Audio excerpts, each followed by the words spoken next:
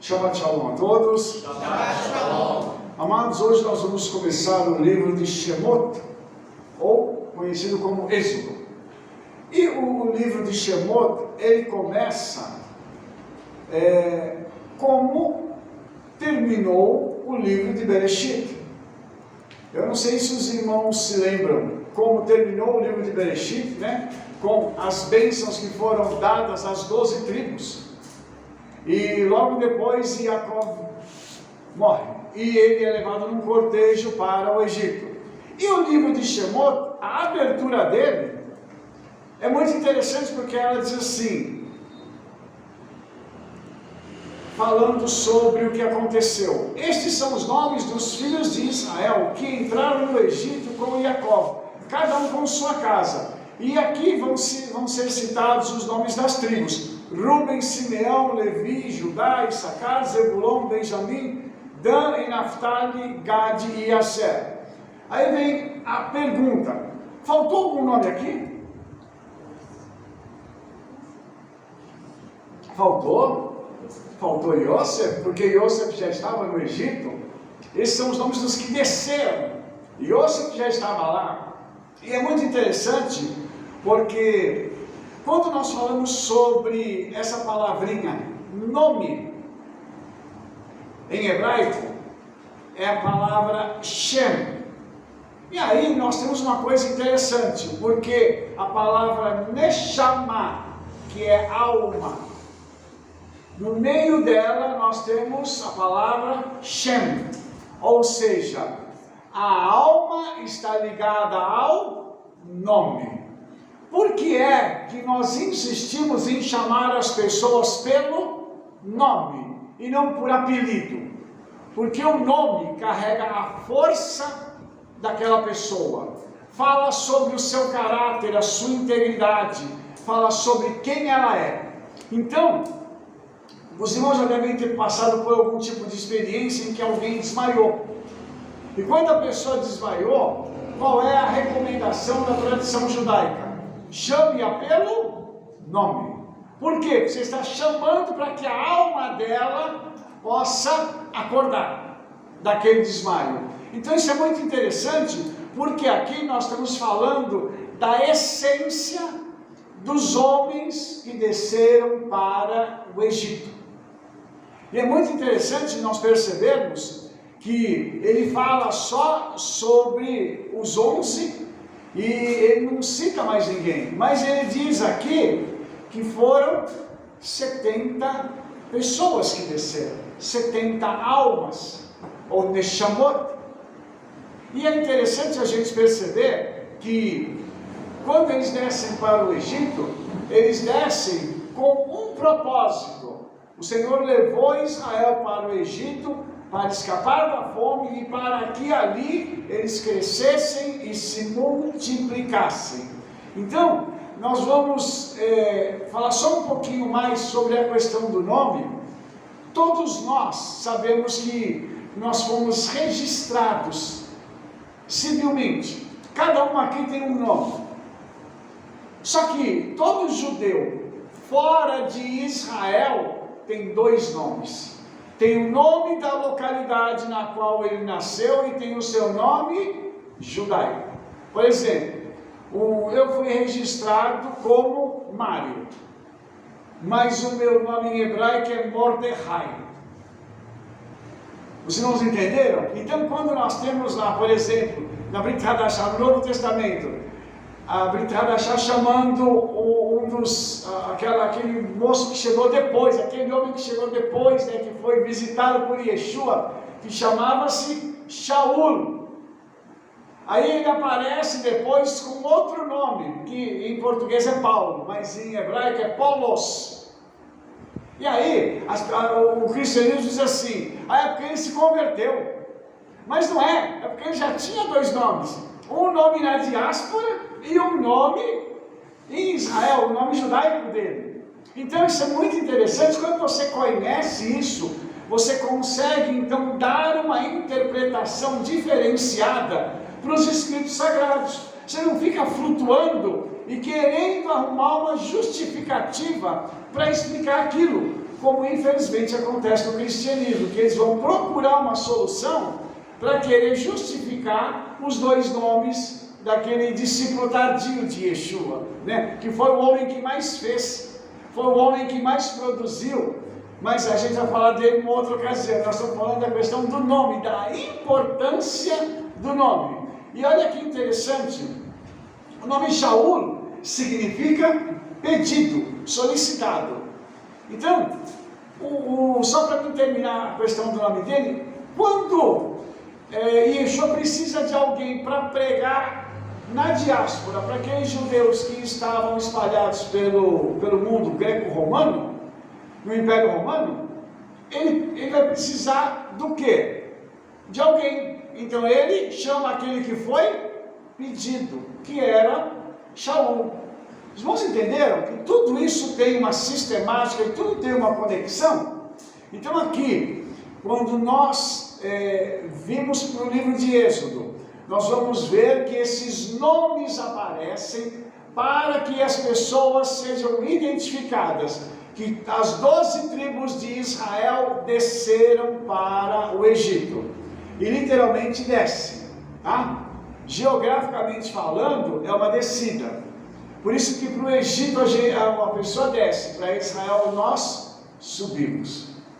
Por isso que é sempre melhor subir a Israel do que descer ao Egito. O pessoal diz que toda descida é melhor, mas não é. A descida para o Egito, a palavra Egito é Mitzraim em hebraico, e significa lugar estreito, lugar apertado.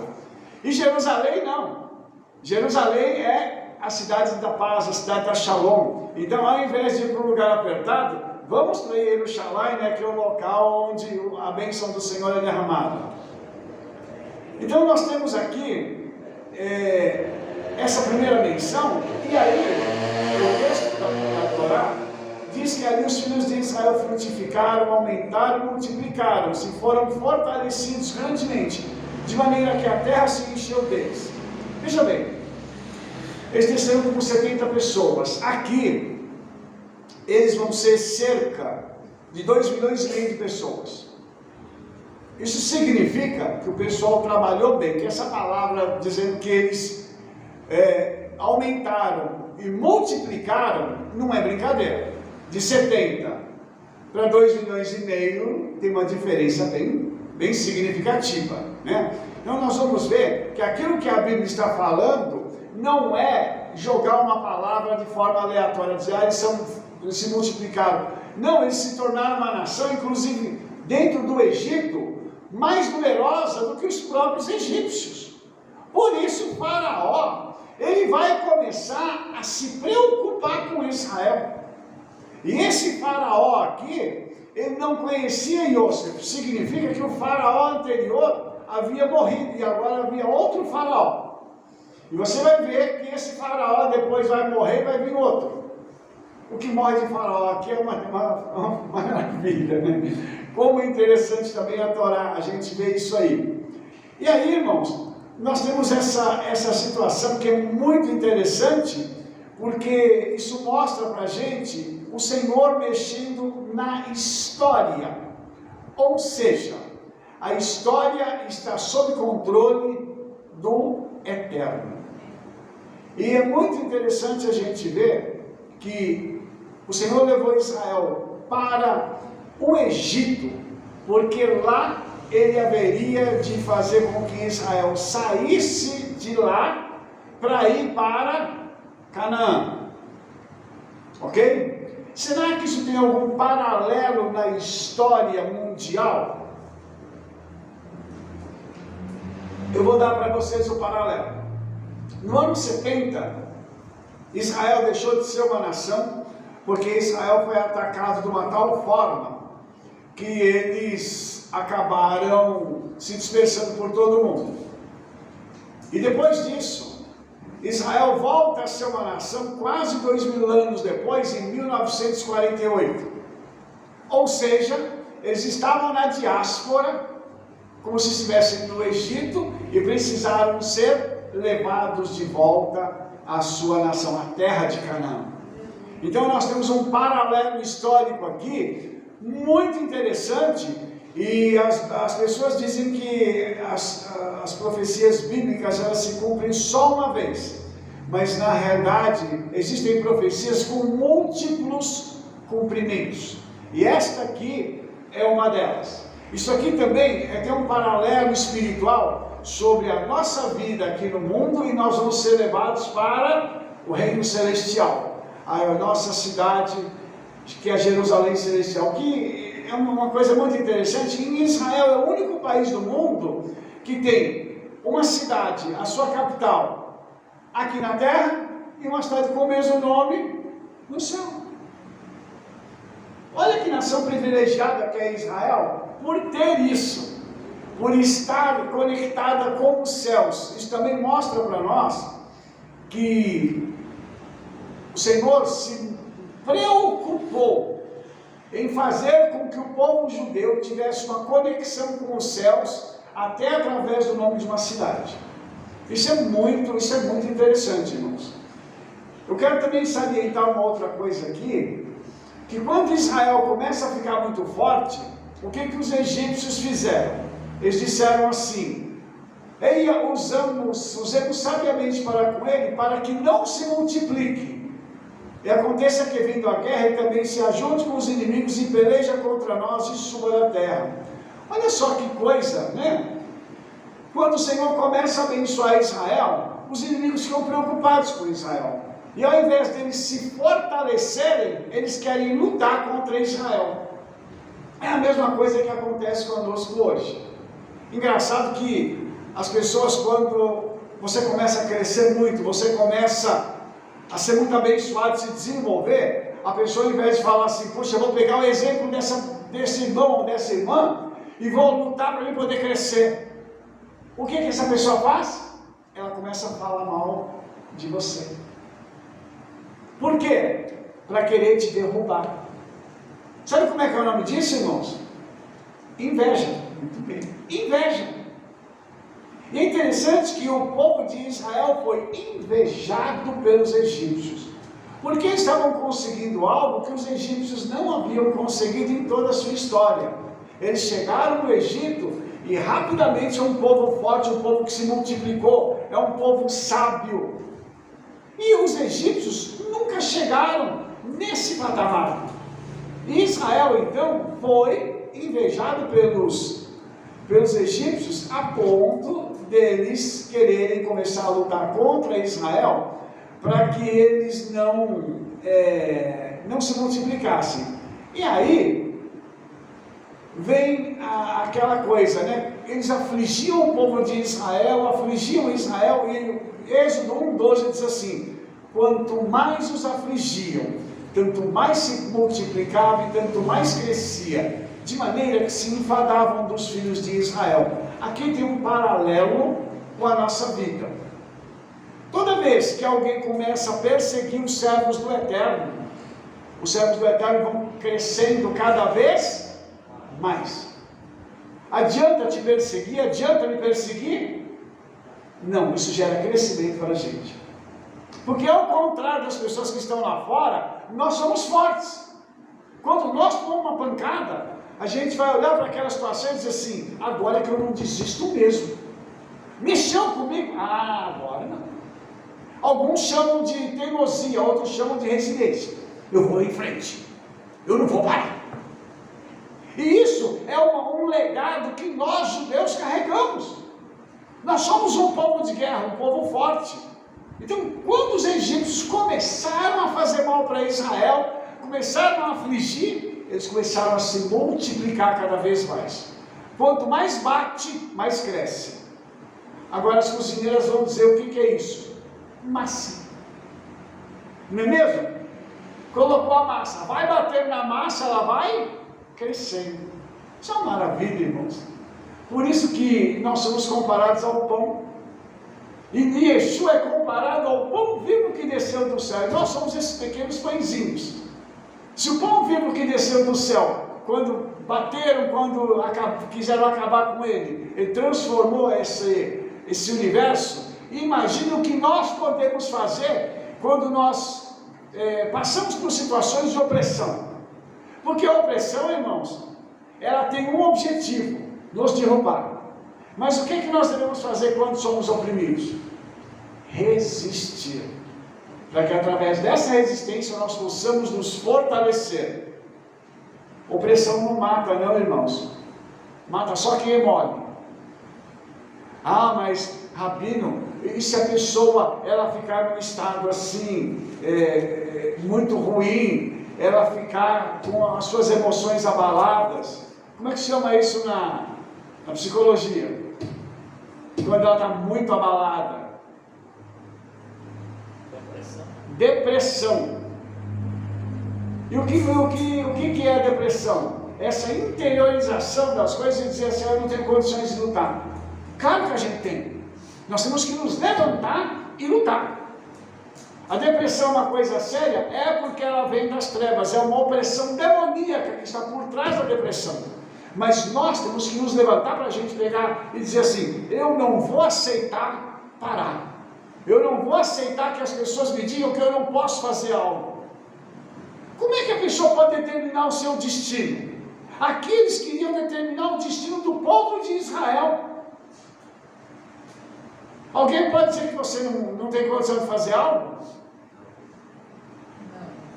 Então por que a gente aceita a opinião dos outros?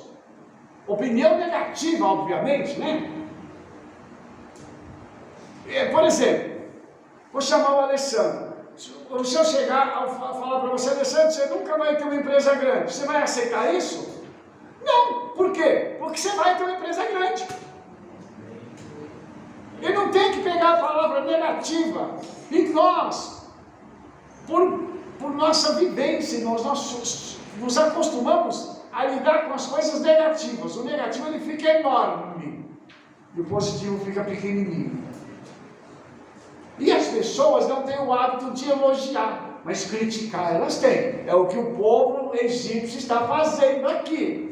Vamos partir para cima deles, para através disso nós começarmos a diminuí-los, a deixá-los fragilizados nas suas emoções.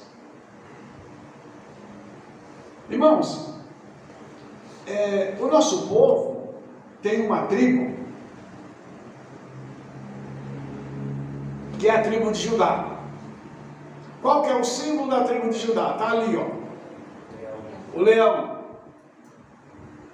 O leão é mansinho, tranquilo, né? Nós somos assim.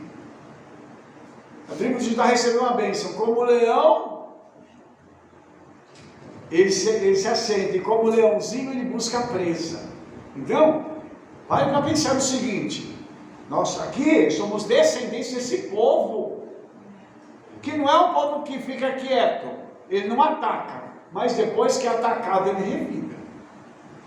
Como é que se chama o exército de Israel? Forças de defesa de Israel. Nós sabemos nos defender, mas quando nós somos atacados, você pode esperar que o contra-ataque venha. Por isso, irmãos, quando nós estamos analisando esse livro, nós temos que analisar isso lembrando o seguinte: o Egito, você quer falar, né? O Egito, ele representa o mal, as trevas que estão tentando sufocar Israel. Só que o povo de Israel tem por trás de si ou por cima de si o Eterno. Então não adianta as trevas quererem competir com a luz.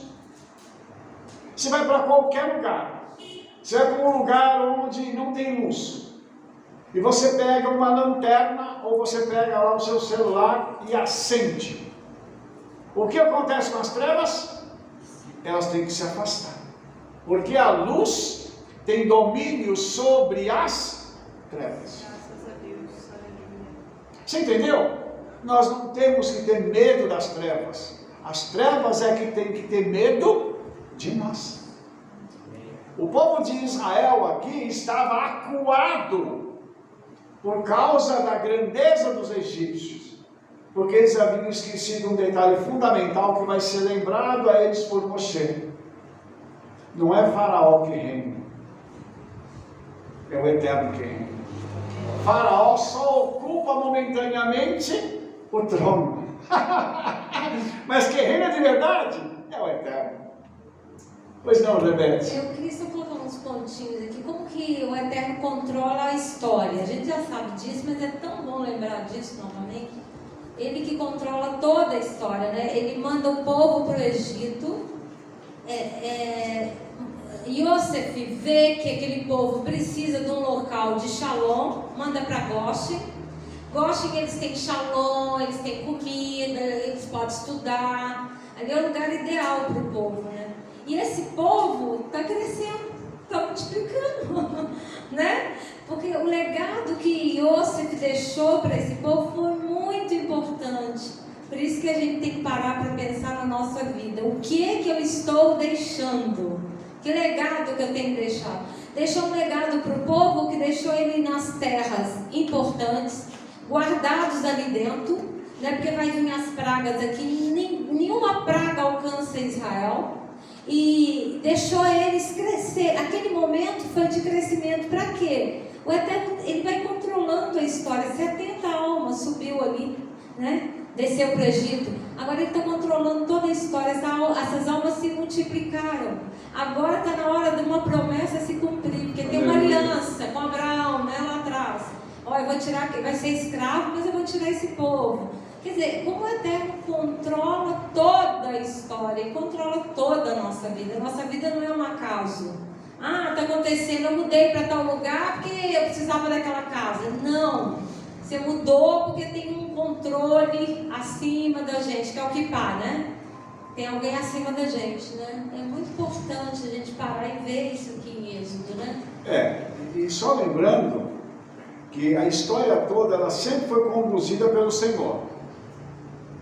E nós, obviamente, temos o livre-arbítrio para tomarmos decisões. Porém, o Senhor, como Ele conhece o futuro, Ele já sabe qual é a decisão que nós vamos tomar. Obviamente que nós podemos mudar a nossa história se tomarmos decisões diferenciadas. Mas nós temos que ter aquele insight de olhar para a coisa e falar assim: agora eu vou tomar uma decisão para mudar a minha vida. Isso aconteceu comigo há quase 50 anos atrás, quando eu recebi a Yeshua. 47 anos atrás eu recebi Yeshua e a minha vida mudou completamente. Eu tinha um plano e Ele colocou o plano dele para que a minha vida pudesse chegar onde ela chegou. Então, existem decisões que vão mudar a nossa vida. Vou mostrar para você uma coisa agora, porque o faraó disse assim: vamos ser mais espertos e vamos acabar com essa farra que eles estão fazendo. Qual era a farra? A multiplicação. O faraó, então, lá em Êxodo capítulo 1, verso 15 a 17, ele vai conversar com as parteiras das hebreias. E uma se chamava Shifra e a outra era Puá. E disse o seguinte: quando vocês ajudarem no parto das hebreias e as verdes sobre os assentos, se for filho, matai, mas se for filha, então viva. As parteiras, porém, temeram a Elohim e não fizeram como o rei do Egito lhes dissera, antes conservaram os meninos com vida. Uma pergunta: para que matar os homens? Por quê? Porque são os homens que geram filhos judeus. Aqui, a descendência é contada pelo homem. Então, se os homens não sobrevivessem, as mulheres podiam se casar, ou deveriam se casar com outros homens que não eram judeus. Iria fazer o quê? A semente de Israel, a semente santa, seria maculada, manchada, misturada com egípcios. E olha que interessante, aquelas duas parteiras, elas receberam uma ordem, e essa ordem que elas receberam era para matar os meninos. Mas elas não obedeceram porque elas tiveram temor aos céus. Agora você vê o seguinte: nós sabemos o que é certo e o que é errado. Quando a gente tem uma decisão importante diante dos nossos olhos, nós temos duas decisões: ou eu faço aquilo que é certo, ou eu faço aquilo que é errado. Você vai me dizer assim: não, Rabino, mas todo mundo toma a decisão de fazer o que é certo. Será? Para mim tomar a decisão de fazer o que é certo, eu tenho que ter o quê? Temor aos céus. aquelas duas mulheres que na realidade ajudavam uma criança a vir ao mundo. O que elas fizeram? Tiveram temor. E o Senhor vai recompensá-las depois. E isso é muito interessante, irmãos, porque isso mostra que havia algo dentro do coração do povo de Israel. Eles foram ensinados a temer aos céus. Nós precisamos aprender a ter temor aos céus. Olhos que tudo veem, a tradição judaica diz, ouvidos que tudo ouvem, e todos os teus atos estão escritos num livro. Você sabe que tem um anjo que fica contigo 24 horas por dia? Todo mundo sabe aqui? A Bíblia diz que o anjo do Senhor acampa-se ao redor dos que o temem e os livra. Então sempre tem, todo mundo tem no mínimo um anjo. É uma boa notícia, não é? É maravilhosa. Qual é a má notícia dentro da boa notícia? É que esse anjo registra tudo que você faz durante o dia. Se fizer besteira, está registrado e levado até a sala do trono. Ai, Rabino, misericórdia, não fala um negócio desse. Por que você só contou esse negócio agora? Você entendeu? Então, quando você tem temor, não importa onde você está, você vai fazer aquilo que é certo. Foi o que essas mulheres fizeram. Elas fizeram o que era certo, por temer aos céus. Então, as nossas decisões, elas precisam ser tomadas de forma a temermos ao Senhor e obedecermos os seus mandamentos a cada momento da nossa vida. Deixa eu mostrar uma coisa para os irmãos aqui, porque quando o texto diz que as mulheres judias, né, elas estavam sobre, deixa eu ver aqui, sobre os seus assentos. Em hebraico tem uma palavra aqui, algumas traduções dizem que elas estavam vivas, né, que elas eram vivas. Aqui tem uma palavra em hebraico que é hayot. E essa palavra hayot, ela significa vivente, mas significa animais. Ou seja, as mulheres hebreias, elas eram tão fortes que quando elas davam à luz, era como se fossem, entre aspas, animais. Elas davam à luz e logo se levantavam para fazer o que precisavam fazer. Mulher de verdade. Entendeu? Aquela mulher que acabou de dar à luz, daqui a pouco já estava levantando para fazer as coisas em casa, para cuidar do neném. Hoje em dia fala assim, não, a mulher tem que ficar de resguardo, tanto tempo e não sei que tempo que não pode fazer nada. As mulheres aqui faziam as coisas, ninguém morreu, minha avó fazia, minha mãe fazia. Olha que coisa interessante isso, porque aqui esse texto, inclusive, quando ele fala de Hayot aqui, tem uma passagem no livro do profeta Ezequiel que fala daqueles seres viventes celestiais, que eles são chamados de Hayot. Uau! Então, olha que coisa interessante. As mulheres, elas são tão fortes que elas parecem um ser celestial. Não fica orgulhosa com isso não. Agora vai se achar, né? Porque eu sou mulher, sou forte. Isso você tem que ser sim. Porque você foi feita de osso, minha irmã. E nós, homens, fomos feitos de pó. Então, osso é mais forte do que pó. Por isso vocês têm filhos e nós não. Aleluia. Baruch Hashem, aleluia. Isso é sério, irmãos. Isso aqui é muito interessante a gente pegar essas passagens da Torá e perceber como o Senhor age na história e como Ele dá para a gente lições do nosso dia a dia, mostrando o seguinte, que a mulher, ela tem uma constituição tão diferente do homem, e a mulher também, ela tem uma coisa interessante, né? Quando a mulher, ela quer ser justa, ela quer ser virtuosa, ela é ao extremo. Quando ela quer ser ruim, ela é uma praga. Ninguém aguenta. Mas quando ela é uma boa mulher, ela é aquela que nós lemos lá em Provérbios 31, mulher virtuosa, quem achará o seu valor no intersédio das pérolas? Então, essa mulher, ela carrega algo dentro de si, que ela é poderosa. Ela que cuida de filho, cuida de marido, cuida de casa. Essas parteiras aqui, quando estavam ajudando as mulheres hebreias a dar à luz, elas estavam trazendo à existência não só uma criança, seja homem ou seja mulher, seja um menino ou seja uma menina, mas elas estavam fortalecendo aquelas mulheres hebreias para que elas continuassem a ser os pilares da sua casa.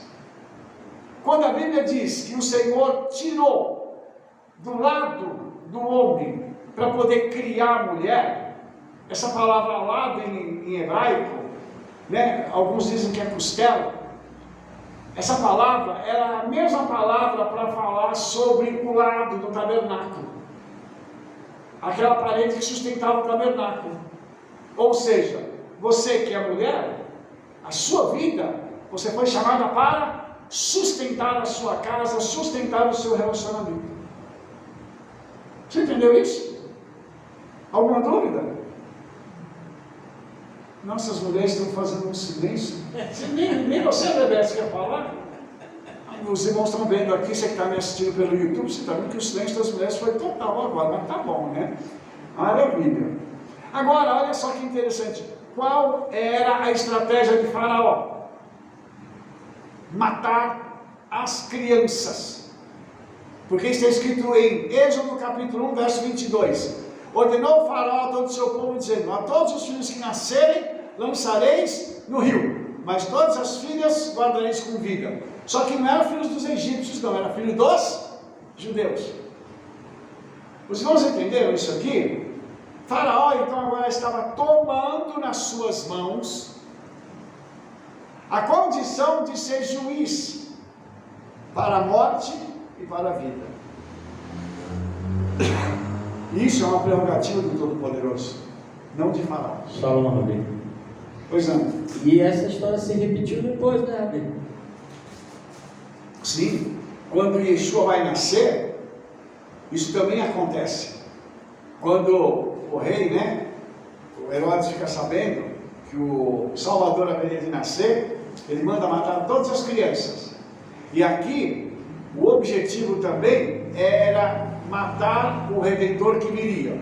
Porque o Midrash diz que os feiticeiros egípcios, os magos egípcios, ficaram sabendo que haveria de nascer um menino que seria o Redentor de Israel.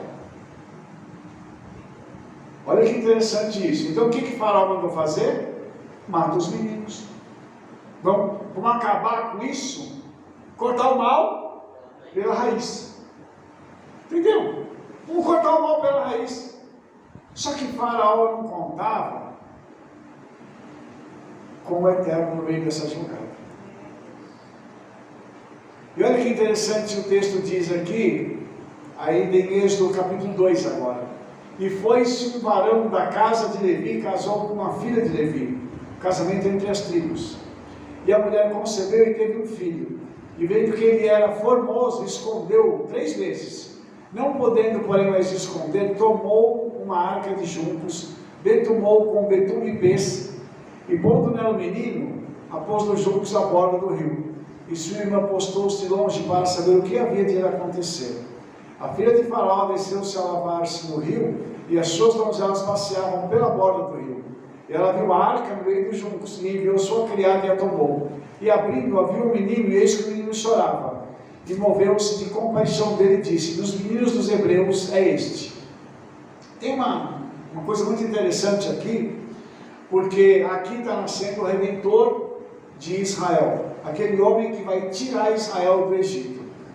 E ele era de uma família que foi separada para ser uma família que serviria ao Senhor. A tribo de Levi, eles não vão ter herança em Israel, tanto que não existe uma porção que foi dada para a tribo de Levi. Nós já vimos isso e vamos ver ao longo desse ano. E uma coisa que acontece aqui é que essa mulher, ela dá à luz ao menino, e aqui diz que ele era formoso, só que lá em hebraico diz que ele era tov. O que é tov? Bom. Só que quando o Eterno ele começou a criar as coisas, ele viu que era bom. Aquela palavra que é usada para definir a criação maravilhosa que o Eterno fez, agora é definida para falar sobre o nascimento de Moshe. Moshe era tão bom quanto a criação do universo. Olha que interessante. A mãe não pôde esconder e ela faz uma arca. Essa palavra arca aqui é a mesma palavra arca usada para definir a arca de Noé. Tevá. E olha que interessante.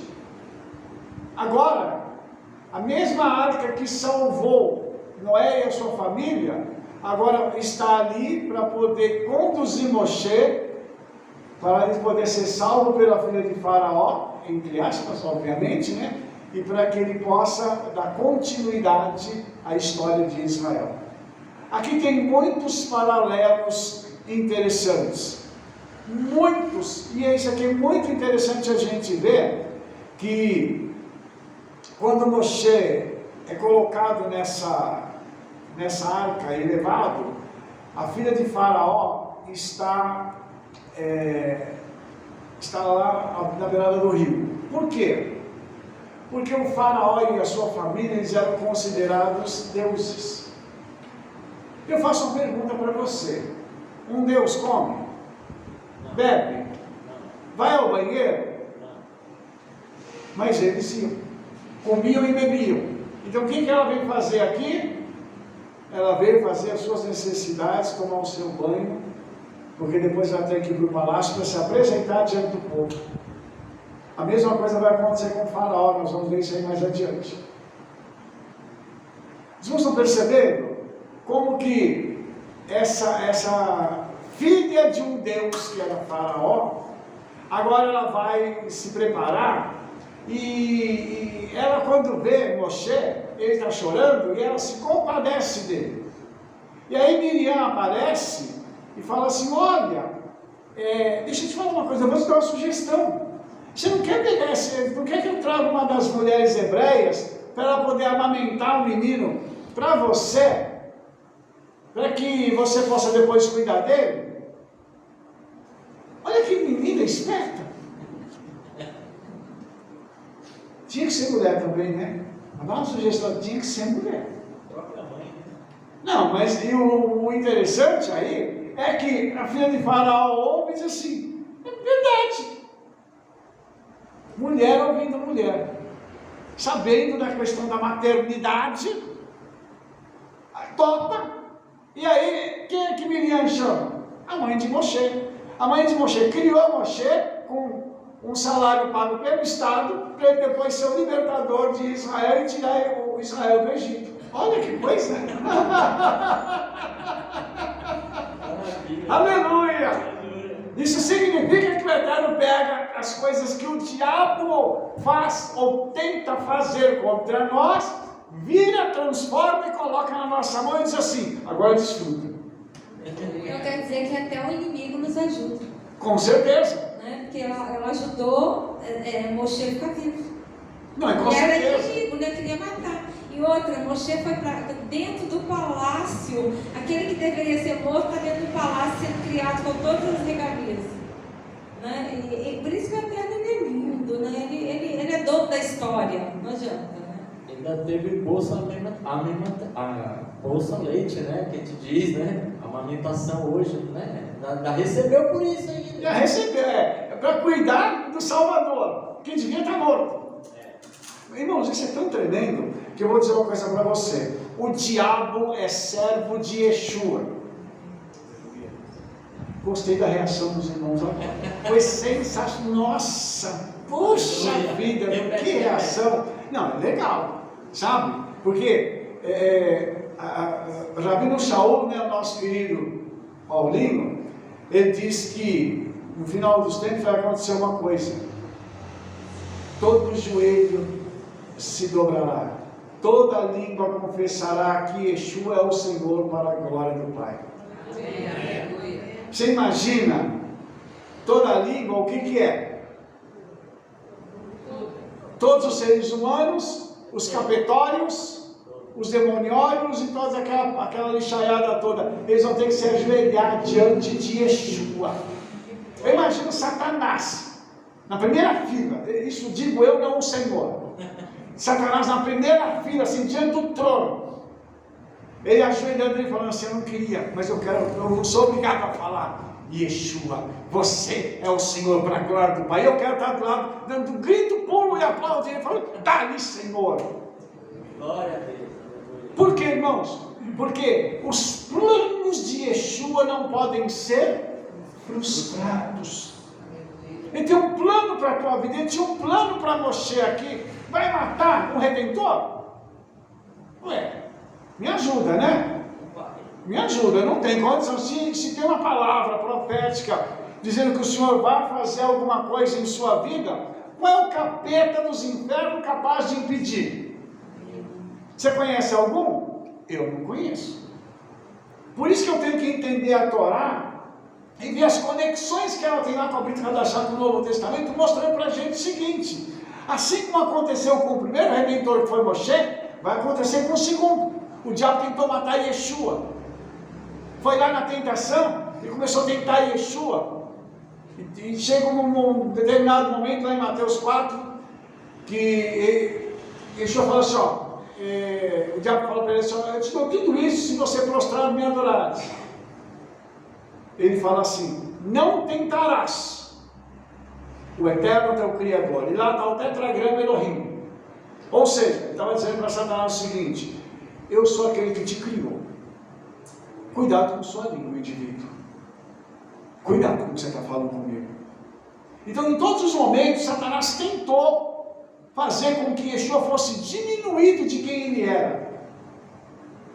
Mas a gente hoje sabe o que Yeshua fez. Entendeu? Nós sabemos de onde ele veio e tudo aquilo que ele passou para poder trazer a gente até esse momento da nossa vida. Você imagina que a pessoa mais amada do universo se despiu da sua glória para se tornar como um de nós. Ser humano com necessidades, com dores, com limitações. O homem mais amado do universo desceu para poder chegar e estar aqui conosco. Isso por quê? Porque lá atrás, quando Adão pecou, a centelha de eternidade que estava dentro dele, Yeshua falou assim: eu não posso deixar a coroa da minha criação morrer. Eu vou ter que ir para resgatá-los. Quando Moshe está vindo aqui, ele está vendo a necessidade do povo de Israel. Por quê? Porque o Senhor vai falar com ele lá na frente e vai dizer assim: eu estou ouvindo o clamor do meu povo. Sabe quando você ora e clama? Sabe quando aquilo sai do fundo da sua alma? A Torá diz que o Senhor ouviu. Quando ele ouve, ele diz assim: eu vou providenciar agora o livramento. Eu vou mandar alguém para te ajudar a receber o livramento. Você está entendendo, irmãos? Por isso que Moshe está nascendo aqui e ele vai ser levado para o palácio. A filha de Faraó adota, diz assim: é meu. E quando ele chega lá, irmãos, uma das coisas que a tradição judaica diz é que ele era uma criança ainda, né? Quando ele chega lá, um dos magos de Faraó diz assim: esse menino vai tomar teu trono. Que é isso? Esse é uma criança. Ele vai tomar teu trono. Ele não sabe a diferença entre um carvão e uma coroa de ouro. Vamos ver então, vamos fazer o teste? Aí pegam, colocam diante de Moshe um prato com carvão em brasa e uma coroa de ouro. Moshe olha, quando Moshe vai pegar na coroa, o anjo pega a mão dele e faz ele pegar no carvão em brasa e colocar na boca. Aí, essa é uma das teorias, porque Moshe era gago. Aí quando ele tem aquele, largo, tem aquela coisa toda, aí o faraó diz assim: está vendo? Ele não é isso, não, ele é só uma criança mesmo. Então, o inferno já sabia quem era ele. Deixa eu te dar uma boa notícia. O inferno já sabe quem somos nós. Yes! Aleluia! E ele vai tentar nos parar de todo jeito. Vai conseguir? Lógico que não. Andréia, pois não. Perguntinha, só para deixar bem claro. Então vamos lá. Então, todo aquele que tem aliança com o Eterno, que tem uma promessa do Eterno, isso não lhe garante uma vida de flores. O que garante é que haverão planos de destruição, planos de morte, planos de frustração, mas no meio disso a mão forte do Eterno vai superar. Ou seja, ninguém está livre de ser provado ou tentado por Satã ou provado pelo Eterno. A diferença é o permanecer firme na promessa, é isso? É isso. Tanto que Yeshua diz assim: no mundo tereis, mas tende bom ânimo. Eu venci o mundo assim como eu venci, vós vencereis. Então, nós não fomos chamados para ter boa vida aqui, não. Aqui a coisa vai apertar, mas vai vir o livramento. Aí na hora certa vem o livramento. Você lembra de Jó? Todo mundo fala assim: por que as coisas ruins acontecem com pessoas boas? Não é que as coisas ruins acontecem com pessoas boas, é que as pessoas justas são provadas para serem aprovadas, e o injusto, ele é provado para ser reprovado e jogado no lixo. Por isso que o justo segura, o justo aguenta, o justo passa pela aprovação, e ele se segura e diz assim: eu vou vencer. Ele não tem dúvida. Não. Ele pode até ter no momento, André, dúvida, porque isso acontece no momento de extrema pressão, mas depois ele retoma a consciência e fala assim: não, eu vou ficar firme porque o Senhor vai fazer o que eu tenho que fazer na minha vida. Eu não sei o que fazer de repente diante de tal situação, mas permanece firme. Sim. Que a resposta vem. Sim. E se você vê Hebreus 11, você não acredita. Você fala: puxa vida, isso aqui são tudo homens de Deus. Tem até um título meio assim, que eu não gosto, é Os Heróis da Fé. Mas assim, se você vê, é só homens tementes ao Senhor, que foi cerrado ao meio, apedrejado, entrou na fornalha. É só coisinha leve. Então, se você for olhar aquilo ali, você fala: quem falou que é um mar de rosa enganou profundamente. Mas aí eles permaneceram na fé, né? É o que a gente está colocando. Permaneceu, né? Mas teve uma vida fácil? De jeito nenhum. Só Abraão aqui, que a gente vai ver, foram 10 provas que ele teve. E a última foi a difícil, foi entregar o filho, né? Mas assim, não foi uma vida fácil, que lindo, né? Nosso pai da fé, mas passou por muita coisa também. O problema é que hoje as pessoas estão querendo facilitar as coisas. E facilitar como? Pregando uma palavra dizendo assim: não, nós estamos na época só da graça. Fica tranquilo, que agora é só bênção, é sucesso, é só vitória. Você vai fazer uma campanha e vai dar tudo certo. Você faz um projeto de vida, aqui o seu projeto de vida, para você vai dar tudo certo. Você faz isso, você faz aquilo. Ei, qual é a Bíblia que nós estamos lendo? Qual é o lugar que a gente lê que isso aí é dessa forma? A graça barata? Sem responsabilidade? Sem obediência? Esses homens que a Rebeca citou, aquilo que a Andréia falou, nós só suportamos as lutas por causa da obediência, porque nós conseguimos enxergar o que ninguém enxerga. Aqueles homens morreram olhando para a eternidade. Inclusive o livro de Hebreus ele diz assim: olhando para Yeshua, o autor e consumador da nossa fé. Ou seja, eu não posso tirar os olhos dele. Tem um exemplo na Bíblia disso. Quando Yeshua está pregando para uma multidão, ele fala para os discípulos assim: pega o barco e vai. Eles estão atravessando o mar da Galileia. E Yeshua não tem como ir para lá. Ele alugou uma lancha super poderosa. Não foi? Um iate? Também não foi? Como é que ele foi? Andando. Agora você imagina Yeshua andando e chegar lá no meio, os discípulos olham e falam assim, é um fantasma. Aquele monte de homem crente falando em fantasma. Misericórdia, me ajuda. Né? E aí, irmãos, o que ocorreu? Quando Yeshua se identifica, Kefa, que é o Pedrão, né? Ele fala assim, se é você mesmo, eu quero ir para aí. O único que teve coragem. Ele fala, então vem. Quando ele começa a andar, ele está olhando para Yeshua, quando bate um ventinho, ele desvia o olhar. Aí Yeshua tem que resgatar um pescador. Um cara que estava habituado com o mar, ele tem que ser resgatado por Yeshua. Yeshua vai catar ele e fala assim, meu filho, isso não é, a gente fala de uma forma mais simples, meu filho, você tem que ficar olhando para mim, você não tem que olhar para a circunstância. Olha para mim, porque eu estou no controle da situação. Mas foi o único que teve coragem de andar sobre as águas. Para que eu possa andar sobre as águas, ainda que eu afunde e Yeshua vai lá me resgatar, mas eu tenho que ter coragem. Eu tenho que olhar e falar assim, eu vou suportar esse negócio aqui, isso que o povo de Israel está passando, para que é isso? É para eles serem aprimorados para a hora que chegar no deserto, eles poderem vivenciar milagres. Irmãos, nós não vamos vivenciar um milagre se nós não formos preparados para viver o milagre. Nós temos que ser preparados. E o único jeito de preparar é batendo.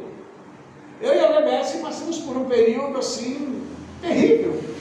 Há uns anos atrás, nós fomos preparados para os milagres. Hoje, nós recebemos os milagres do Senhor de forma não natural.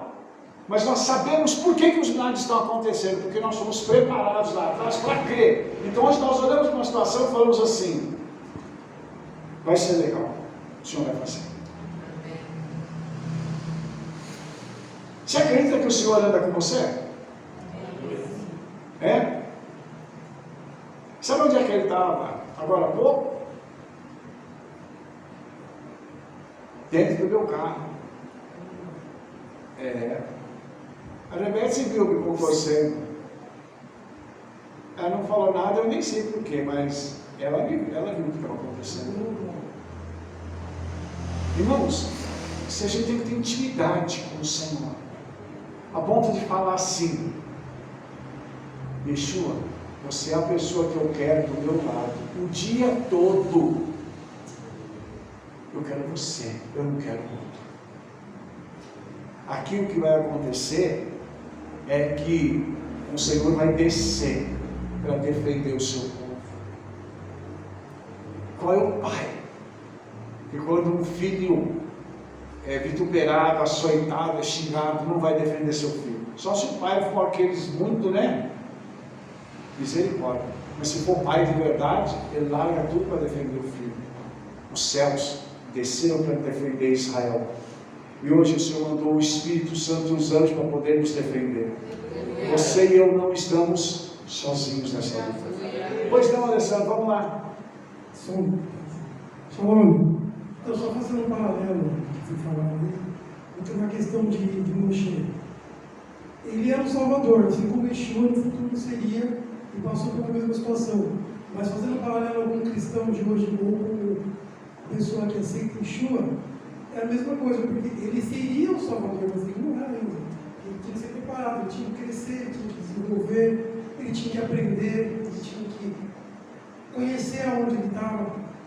Hoje o cristão, quando aceita Yeshua, é uma coisa. Ou seja, a guerra é a mesma. O inimigo sabe que se você permanecer, você vai ser salvo, você vai ir dar vida eterna, você vai ser abençoado.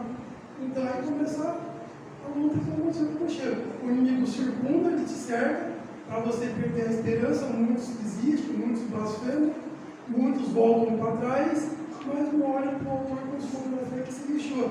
Moshe ali seria quem seria Miriam, quem seria a mãe? Seria os anjos do Senhor ali, guardando ele até estar preparado, porque foi designado a fazer, no caso. Yeshua também, quando Herodes deu ordem de matar todos os meninos, porque a promessa estava ali. Sim. Agora, se você receber Yeshua, a promessa está em você também. Sim. Se você voltar para trás... Então, mas aí, Alessandra, aqui está uma coisa interessante, porque quando nós conhecemos a palavra, nós estamos armados com tudo aquilo que nós precisamos para vencer. E aí vem aquela coisa, porque a estratégia do inimigo continua sempre a mesma. Ele não mudou. E isso é tão interessante que o que aconteceu aqui na Bíblia, com os nossos antepassados, acontece com a gente. Hoje qualquer irmão no mundo inteiro gasta a mesma coisa. Com o pessoal no mesmo perrengue. Aí Eterno foi a estratégia dele. Qual que foi a estratégia do Senhor? Exatamente. Ele usou a palavra, né, Alessandro? O chefe veio para o palácio.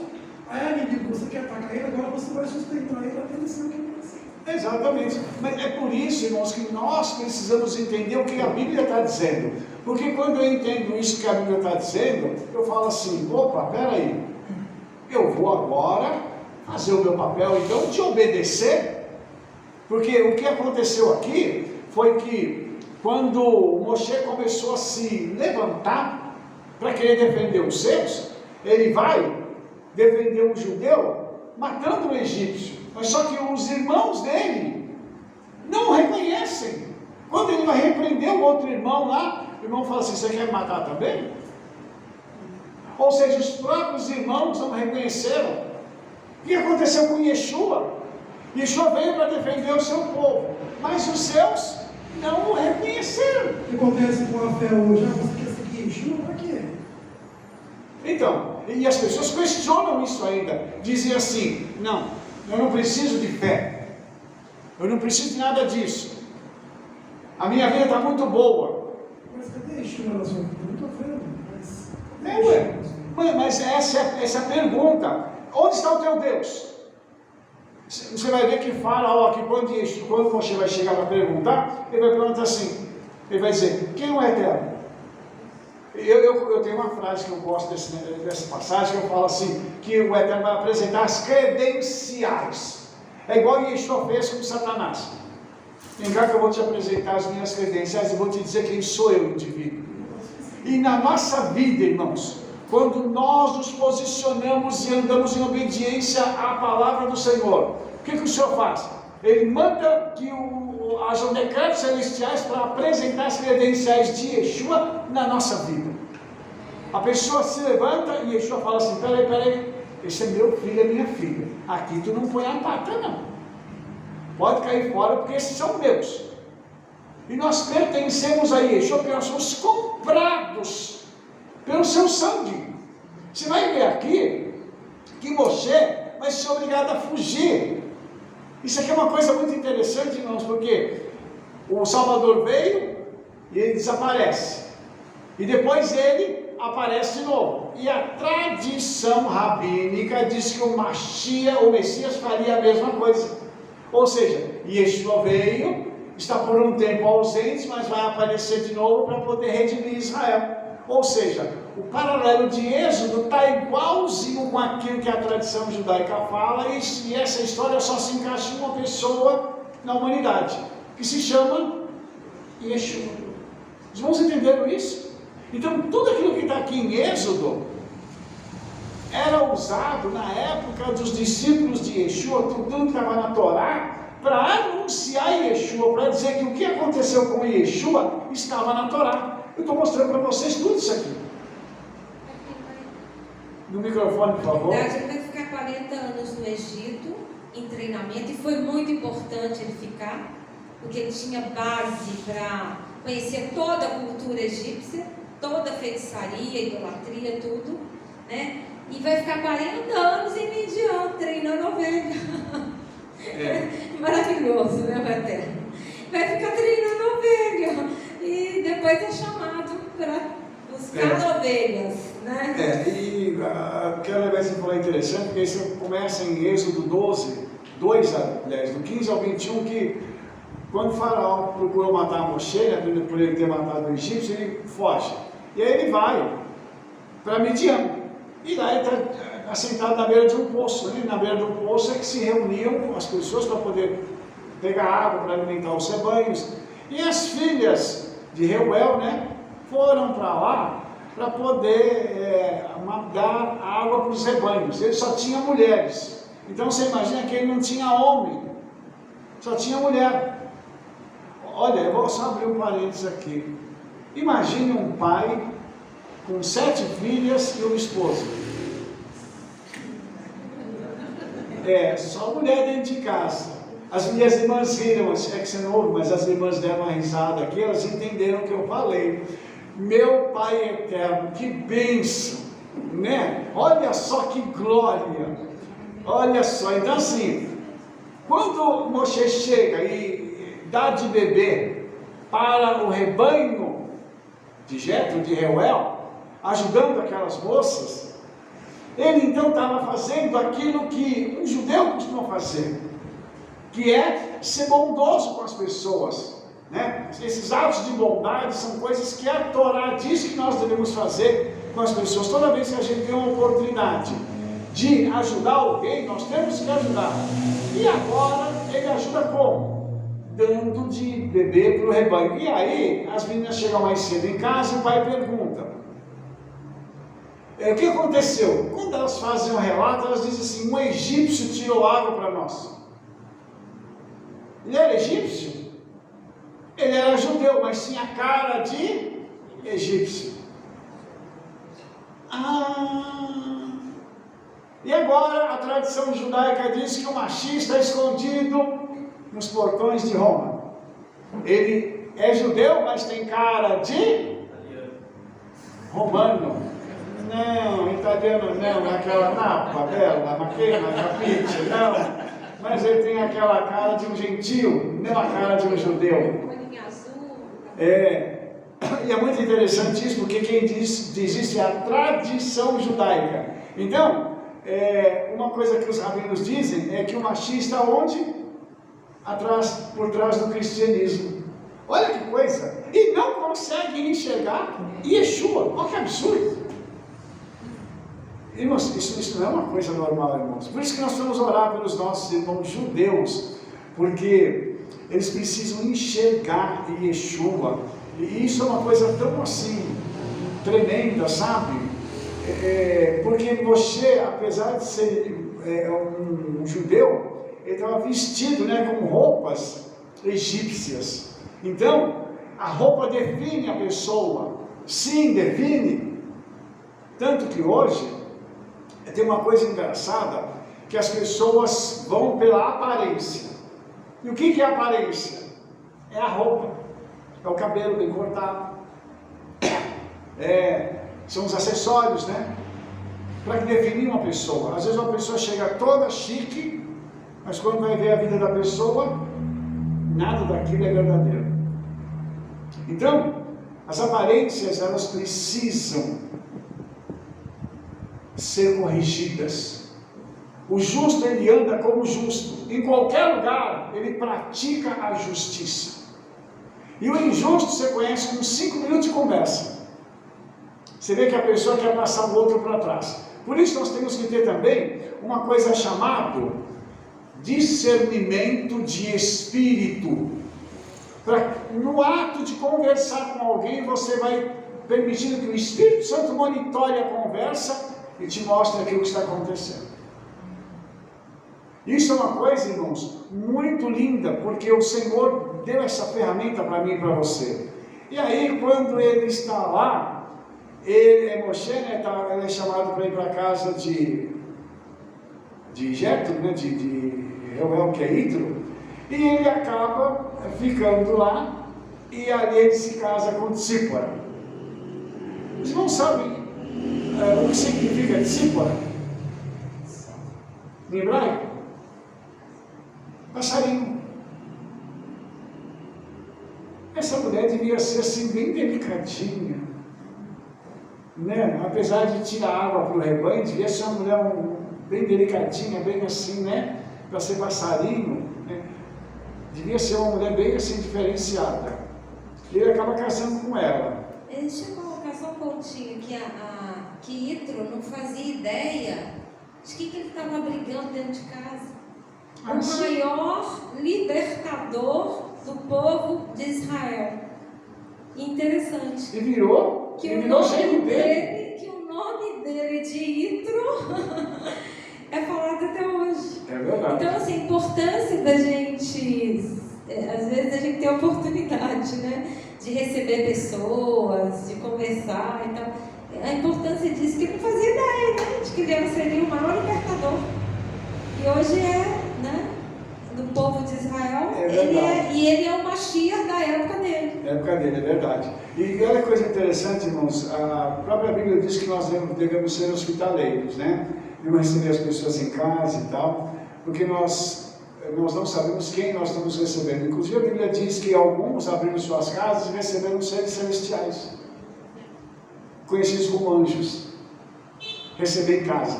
Agora você imagina, você receber alguém em casa e de repente quando a pessoa vai embora, você descobre que era um anjo. Qual seria a sua reação? Eu tive uma experiência dessa, não foi de receber em casa, mas foi uma experiência com oferta que eu tive. Eu vou contar aqui rapidinho. Nós morávamos aqui em Votorantim ainda, e uma pessoa bateu na porta de casa e eu fui atender. Era um rapaz, ele falou: moço, eu estou precisando comer alguma coisa, eu queria pedir uma gentileza para o senhor pode me dar algum dinheiro?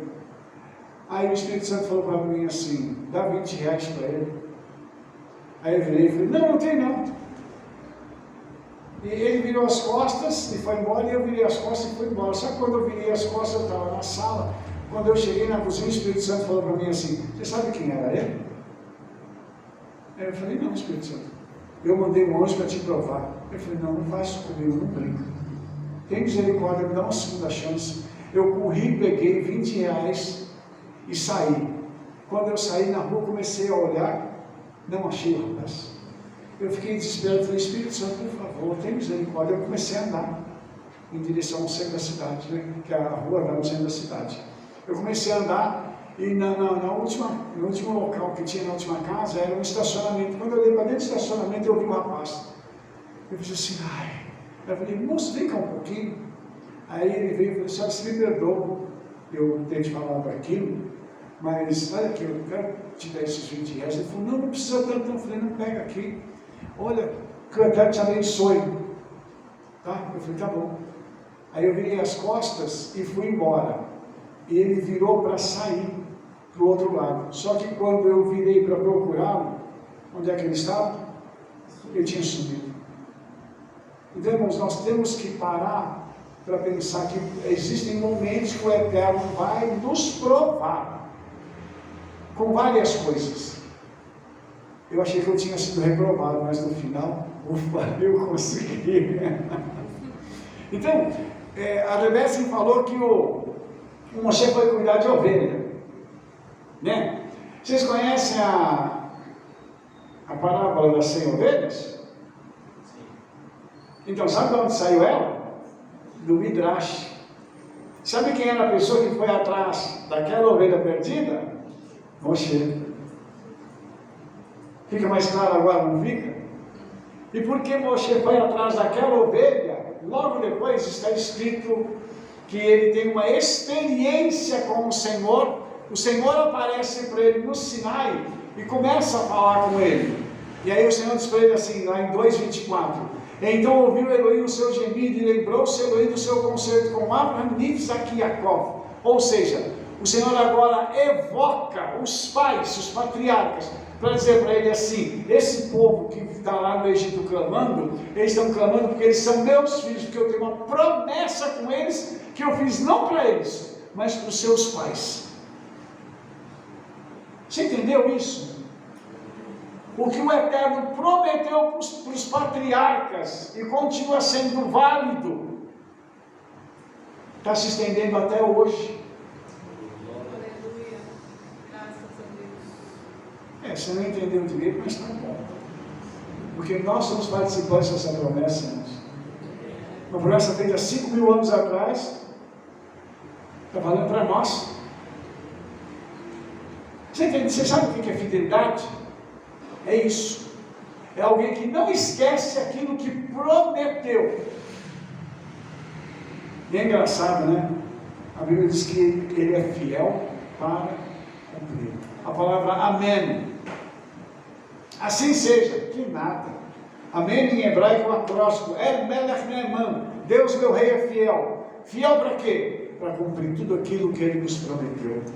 Então, quando nós estamos dizendo amém, nós estamos dizendo que o Eterno é fiel para cumprir tudo o que Ele nos prometeu. Eu não sei o que Ele te prometeu, mas o que Ele prometeu você pode esperar. Ele vai cumprir, vai. Como é que você tem certeza, Rabi? Porque eu sei com quem nós estamos lidando. Não é com um moleque, não é com um Satanás. Nós estamos lidando com o Criador dos céus e da terra. E Ele vai cumprir. Deixa eu colocar um pontinho aqui, Rabi, né? Você falou que ele tem uma aliança com Abraão, Isaac e Jacó, né? Que também está escrito.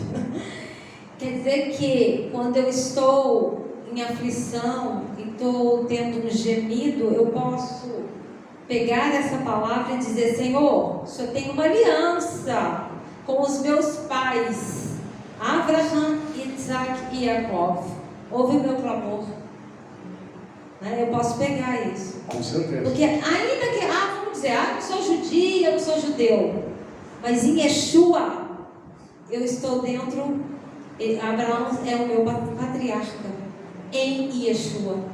Então eu posso reivindicar essa aliança aqui e falar: Senhor, me socorre. Shema tefilati, ouve a minha oração. Né? Eu posso falar isso para Ele. E eu estou aqui gemendo, eu não aguento mais. Mas eu só tenho uma aliança com meus pais.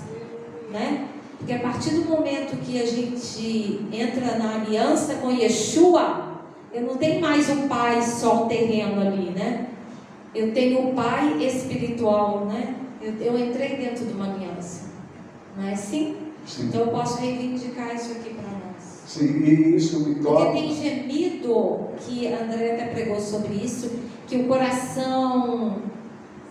É a síndrome do coração partido. Síndrome do coração partido. Esse gemido, ele sai sangue no coração. Ele dói tanto que parece que está sangrando o coração. Não, ele não parece. Rompe os vasos e ele realmente tem uma hemorragia. Então, e esse gemido aqui do povo é porque eles não suportavam mais a escravidão. Estava além daquilo que eles aguentavam, né? Então, eu estou dizendo isso aqui porque muitas vezes a gente passa por isso. Mas se a gente não pegar a palavra para nós, ela não vai nada para nós. Isso aqui é um livro comum.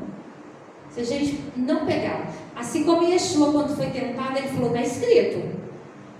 Ele só venceu a tentação porque ele disse: está escrito. E essa palavra não pode voltar vazia, e ela permanece, tudo vai passar, mas a palavra permanece para sempre. Então acabou. Eu tenho que pegar a palavra, né? Porque a única fraqueza que eu tenho é a palavra. É o único jeito de eu entrar e falar: Senhor, você vai ter que ser sensível, está escrito. Né? E a gente tem que Por pensar, fraqueza, o Eterno não tem, né? Sim, Claro, sim. mas é pelo modo de dizer. e nós temos que pensar no seguinte, né, irmãos? Que nós vivemos por causa dessa palavra. Nós estamos aqui por causa desta palavra. Então, como a Rebeca disse, eu tenho que pegar essa palavra e falar assim: ela está viva. Isso tudo que eu estou falando para você, eu estou trazendo princípios para a nossa vida. Todos os dias nós usamos esses princípios. Então nós temos que pegar isso e materializar isso diante dos nossos olhos, porque nós profetizamos o que vai acontecer.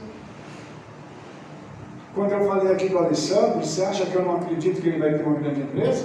Com certeza. Com certeza. O Alessandro está num caminho já ascendente. Daqui a pouco ele vai terminar o projeto dele, o negócio vai começar a ficar cada vez melhor. Entendeu? Por quê? Porque o Alessandro está em obediência. Eu nem sei porque eu estou falando tanto dele, mas espero que em breve o Senhor vai explodir sua vida para o bem aí. Por isso, a gente precisa pegar e entender o seguinte: quando você tem um encontro com o Senhor fala com ele, a gente começa a falar assim: mas por que a gente não tem um encontro desse? Já parou para pensar nisso? Por que foi ele? Porque ele estava pastoreando as ovelhas, cuidando das coisas do Senhor, cuidando do rebanho, E de repente o Senhor fala assim: agora chegou a hora de eu ter um particular contigo. Sozinho. Não é no meio da multidão. Lembra de Jacó? Ele estava só quando o anjo do Senhor lutou com ele. E ele grudou nesse ser e disse assim: eu não te solto até que você me abençoe. Ele tinha tudo que alguém podia, até aquele homem tinha, mas ele estava segurado, a sua alma. Então ele é tocado pelo Senhor e o Senhor o abençoa. Então tem momentos, irmãos, que o Senhor precisa levar a gente para a intimidade. Não é no meio da multidão. É você lá no seu quarto, sozinho. E nós, os homens, com um talite na cabeça, chorando e clamando, falando: Senhor, eu estou sozinho contigo aqui. Você estava sozinho. E uma coisa interessante que aconteceu, está escrito em Êxodo 3:2: apareceu o mensageiro do Eterno em uma chama de fogo no meio de uma sarça. E olhou, e eis que a sarça ardia no fogo e a sarça não se consumiu. Esse mesmo mensageiro apareceu para Jacó. Esse mesmo mensageiro vai aparecer para Josué. Quem é esse mensageiro?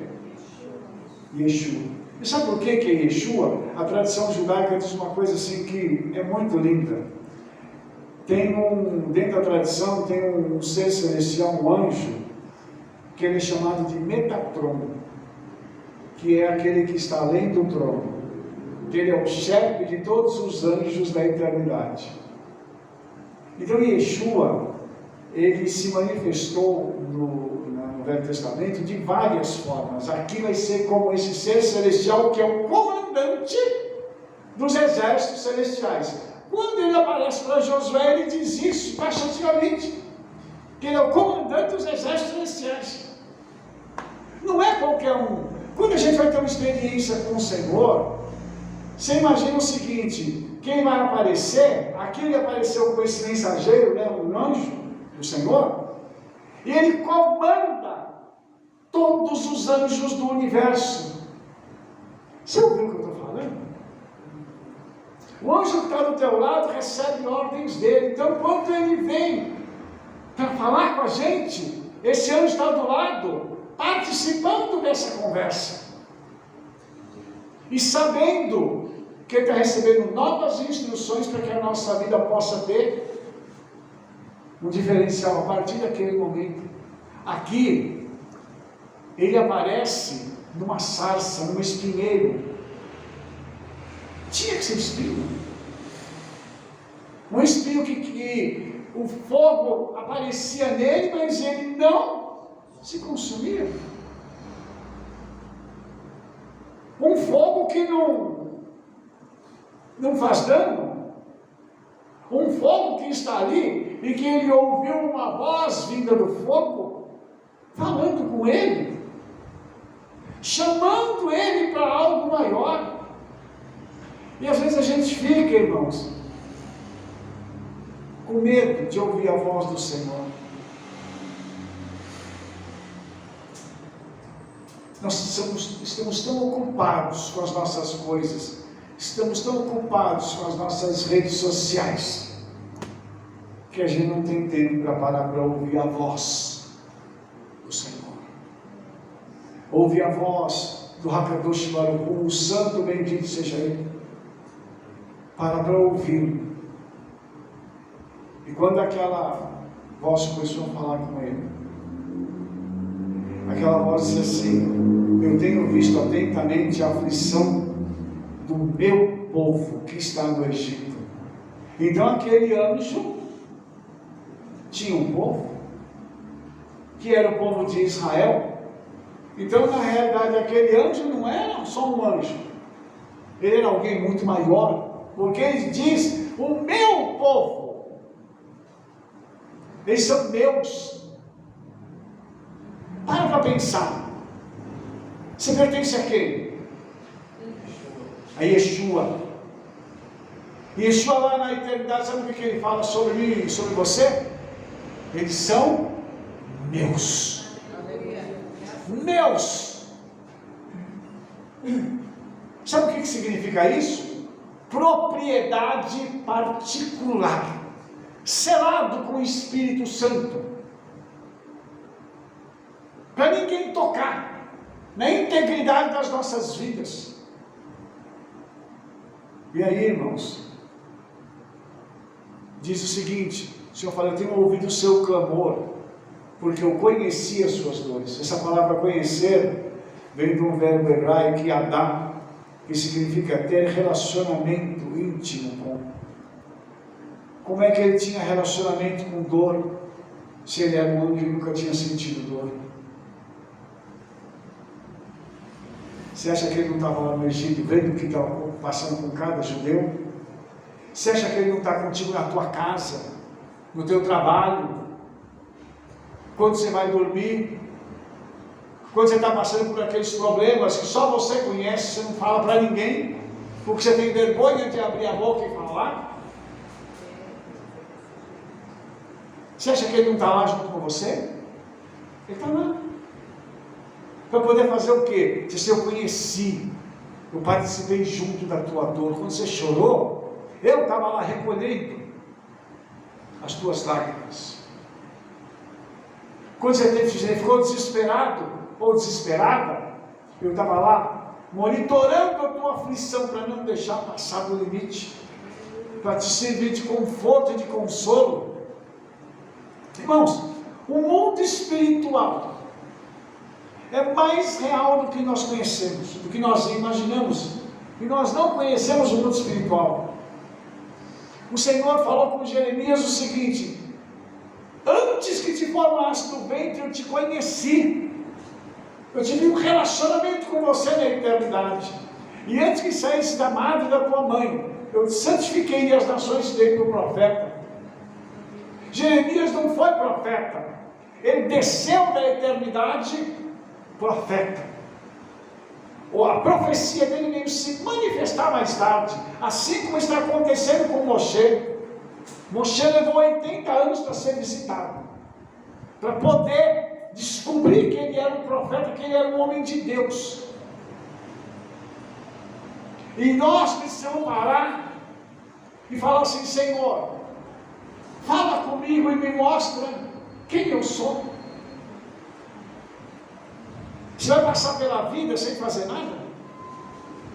Vai passar pela vida e simplesmente achar que é isso mesmo, é só isso?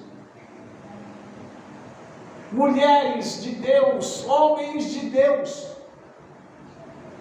passaram pela vida e cada um deles teve uma função. Às vezes, as pessoas falam assim: mas uma mulher, o que ela faz? A maioria das mulheres é dona de casa.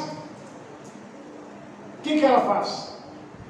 Eu me lembro da minha mãe, quando o Senhor me deu o privilégio, de ir para o ministério e fazer uma série de coisas, escrever livros. E um dia minha mãe me ligou, ela falou assim: filho, eu tive o privilégio de ser o canal para você vir para esse mundo. E eu oro por você, intercedo por você. E isso para mim já basta, porque eu sou um profeta ao mundo. Você, mulher, que diz que você não faz nada, você já parou para pensar no valor da tua vida? Você já parou para pensar que quando você chegar na eternidade vai ter uma coroa esperando por você? Porque você orou, você jejuou, você profetizou sobre a vida dos seus filhos, da sua família, do seu marido. O seu marido só teve sucesso por sua causa.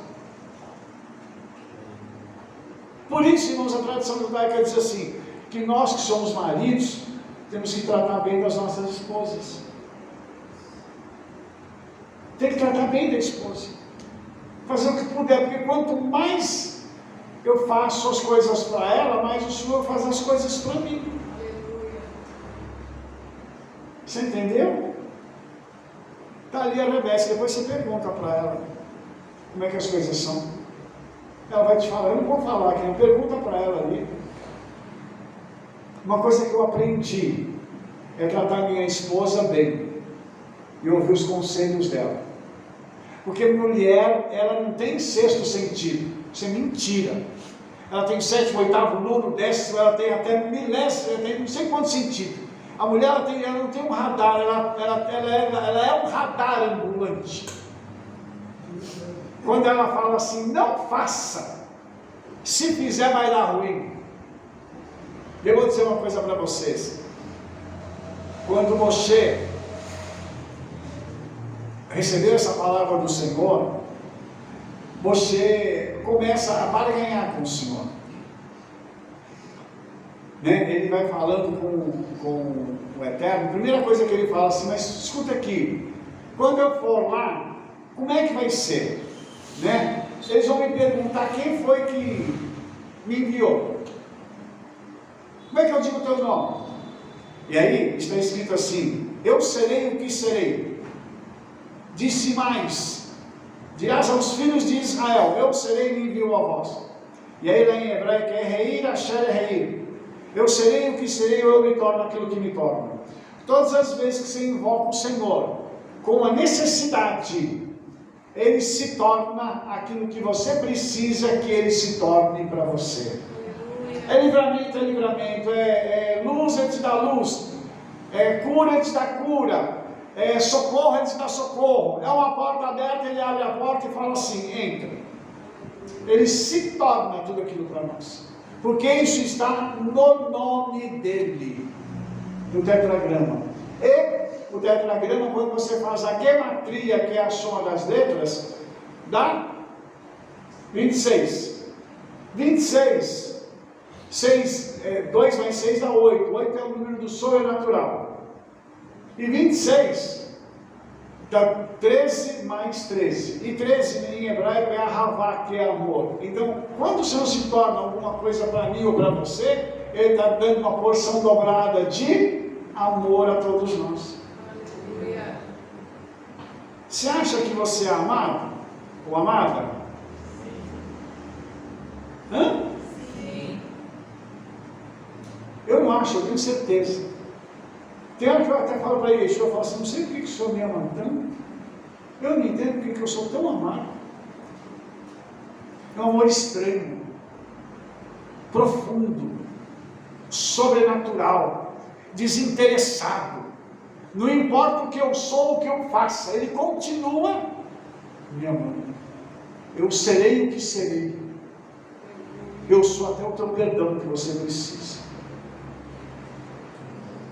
Sabe aquela opressão que você viveu essa semana? Ele se tornou a tua shalom. Sabe aquela dúvida? Ele se tornou a tua solução. Ele trouxe uma luz para você entender o caminho que você devia andar. Então, quando ele se apresenta para Moshe assim, Moshe entende, porque Moshe sabia desse conceito, que é um conceito judaico, mostrando o seguinte, ele aqui representa a misericórdia, enquanto que o nome Elohim, que é o Criador, é o rigor. Porque, olha que interessante, o Criador, ele faz o que ele quer com a criatura dele, com a criação. Então, ele tem poder sobre a criação, porque a criação saiu dele. Então ele tem esse poder de julgar e fazer o que ele quiser. Aqui não, eu vou me tornar, porque eu tenho misericórdia com vocês. Então é muito interessante ele se apresentar assim para Moshe, para poder dizer para Moshe o quanto ele tem de amor pela vida do povo de Israel e pela nossa vida. Então isso traz para a gente uma consolação, porque Yeshua é aquele que nos amou, mas quem amou a gente muito mais foi o Pai. Por quê? Tem um versículo que quase ninguém conhece, não sei se vocês já ouviram falar, mas ele diz assim, que o Eterno amou o mundo de tal maneira que deu o seu Filho unigênito. E lá a palavra mundo é olam, que significa eternidade. Ele amou essa centelha da eternidade que está dentro de nós, e Ele veio nos buscar. Por isso, a gente precisa entender que Ele está chamando Moshe, porque Ele ama Israel. E ele vai dar para Moshe um instrumento que Moshe acabou adquirindo, né? Foi para Monte Moshe. Daí em Êxodo 4:2, o Eterno pergunta para ele assim: o que é isso na tua mão? E ele disse: uma vara.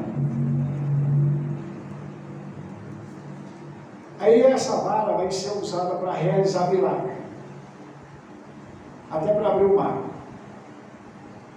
Que vara é essa? Eu vou terminar falando dessa vara, porque não vai dar tempo de falar mais.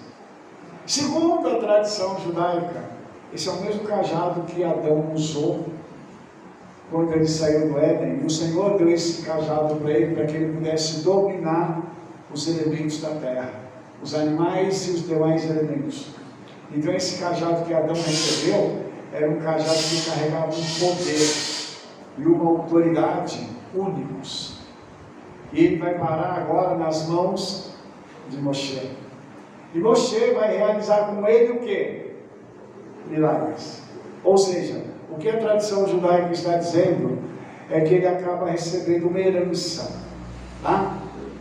Uma herança, que é algo para que seja usado para que desperte a fé nas pessoas. Eu quero te dizer uma coisa: você e eu não temos um cajado, mas nós temos o poder da palavra do Senhor que está em nós. E nós temos a obrigação de usar essa palavra para gerar esses milagres da vida das pessoas. Você também tem autoridade para abrir a sua boca e dizer: assim diz o Senhor. Que saudade, né, de ouvir essa frase. Já que você está colocando, eu queria voltar um pouquinho aqui no Êxodo 3:11, que é uma pergunta que todos nós fazemos. Mianorri, quem sou eu? Né? Todo mundo faz essa pergunta. Moshe faz assim: quem sou eu para ir a Faraó? Então, às vezes, o Senhor nos entrega algo, a gente fica perguntando: Mianorri, quem sou eu? Quem sou eu para fazer algo grande? Quem sou eu para impactar o mundo? Quem sou eu para fazer tal coisa? Né? E aí vem a resposta do Eterno. No 12: certamente eu serei contigo. Então, é uma pergunta que a gente faz, como Moshe, que vai ser o libertador, o Mashiach da época, faz. Quem sou eu, Eterno? Imagina, sou gago, eu não sei falar, é isso, aquilo. Mas aí eu volto um pouquinho para a sarça. Ele podia ter escolhido todas as árvores maravilhosas, o cedro, que é maravilhoso, forte. Escolheu a sarça. O espinheiro. Para quê? Para Sheriná se manifestar. Aí Shaul fala que nós temos essa glória em vasos de barro, para que a excelência e o poder seja dele e não nossa, né? Então a sarça é a nossa vida, né? O Senhor vem, aquela árvore espinhosa, difícil, mas a glória dele está em nós. É verdade. É muito maravilhoso, né? Eu vou terminar agora fazendo essa mesma pergunta. Mianorri, quem sou eu? Será que você enxerga aquilo que o Senhor enxerga na tua vida? Isso é uma pergunta. Ou você se desvaloriza? Porque alguém disse que você não era capaz. Alguém disse que você não era muito bom. Alguém te rebaixou porque sentiu ciúmes de você. Como é que o Senhor te vê? Como é que o Espírito Santo vê você? Ele vê você como aquele que diz assim: eu não tenho condições? Ou como aquele que, quando foi confrontado, estava lá na eternidade, ele ouviu uma pergunta: a quem enviarei? E quem há de ir por nós? Envie-me, eu vou. Eu não tenho condições aos meus olhos, mas eu vou. Eu não tenho preparo, mas eu vou. Eu não tenho estudo, mas eu vou. Eu não tenho dinheiro, mas eu vou. Eu olhando para mim, não me vejo capaz. Mas se você vê alguma coisa que eu não vejo, me mostra quem sou eu. Já parou para pensar nisso? Vou terminar. Que agora complicou. Você, meu querido, que chegou até aqui, para pensar nisso que nós estamos falando agora. Quem é você diante do Eterno? Quem é você diante de Yeshua? Não se desvalorize. Pense bem naquilo que o Senhor tem para a sua vida. E permita-se ser não só um canal, como um vaso que o Espírito Santo vai trazer, para que nesses últimos dias a glória dele esteja nesses vasos de barro, para que a excelência do poder seja dele e não nossa, em nome de Yeshua. Te vejo na nossa próxima paraxá. Shalom, shalom, shalom, toda